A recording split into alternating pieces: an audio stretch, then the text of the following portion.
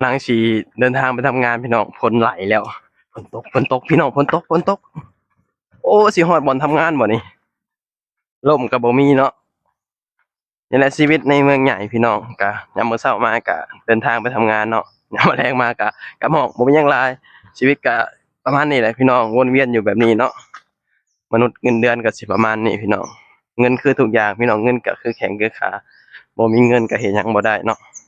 นั่นแหละก็ต้องสู้ผู้ใดก็ต้องสู้เพื่อเงินพี่น้อง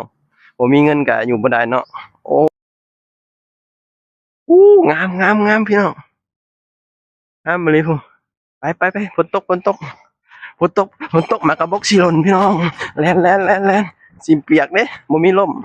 เพื่อฮอดบ่อนทำงานเฮาก็เดินทางก็ประมาณ5นาทีพี่น้องก็แล้วแต่หยังช้าหยังไว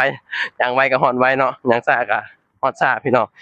เอาไว้พอกันคลิปหน้าพี่น้องพ้นไหลแล้วไว้พอกันคลิปหน้าบ๊ายบาย